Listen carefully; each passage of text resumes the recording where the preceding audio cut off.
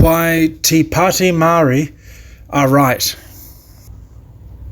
Fundamentally, Te Pati Maori are actually wrong, of course, to suggest that we should have two standards of citizenship under one national roof. That's madness. It was never intended right from the beginning with the real Treaty of Waitangi, because the people who signed it weren't completely mad. If you have two standards of citizenship under one national roof, especially if it's based on ethnicity, then all you can possibly do is ask for an eternity of trouble. It doesn't work. It's grotesquely unfair. And hey, I hate to break it to everyone, but we're not our ancestors. If you're born in New Zealand, of course you should have equal citizenship, equal rights with everybody else. The land we stand on is ultimately God-given. It's not created by man. If you're born here, it's yours, just like everybody else. Okay? But besides that simple truth of justice that I know most people would agree with, unless they've got something politically correct rammed deeply up there. Besides all of that, on another level, they're right. They're right about colonization.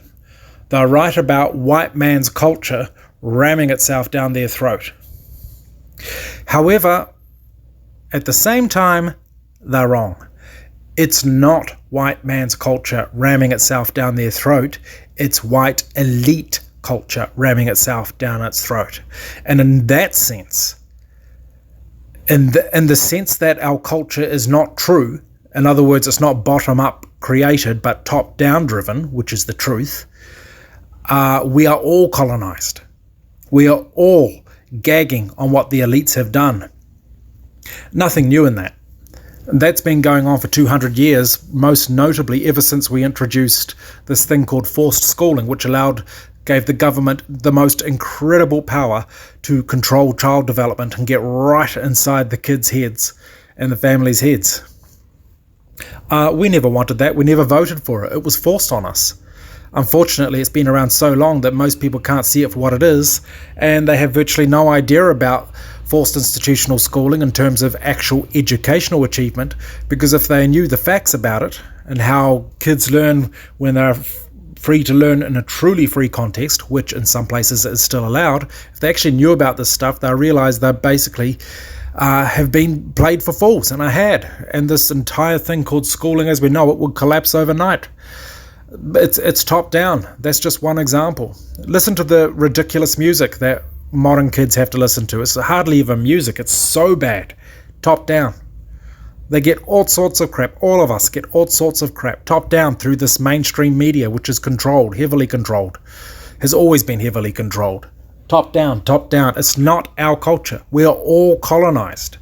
So my appeal to Te Pati Maori and all other people that don't want white man's culture rammed down its throat, or should I say white elitist man's culture rammed down its throat, they should join up with people like me, and I'm screaming white, and all the other white guys, all of us who aren't part of the elite, and say, buddies at the top, you can all piss off.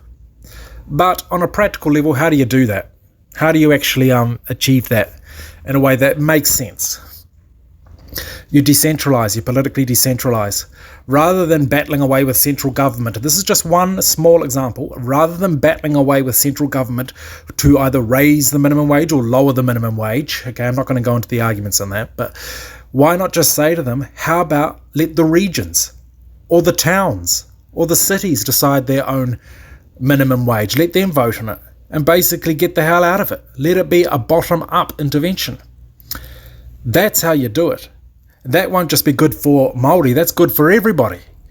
That's what decolonization from elitism really means. Political decentralization. Make sure central governments only do what they specifically should do that needs to apply to the greater collective. But outside that, get out of here. So really, Te Pati Maori should just join the entire freedom movement. All of us are being wrongly colonized.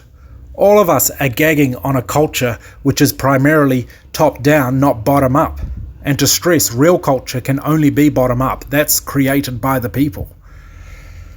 That's what we want. We all want to decolonize from that.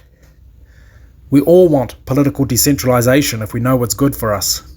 It works and by the way, I'll add that it works incredibly effectively. Extreme political decentralisation in Switzerland, and there's no reason why it can't work effectively here in New Zealand as well. Okay, thank you.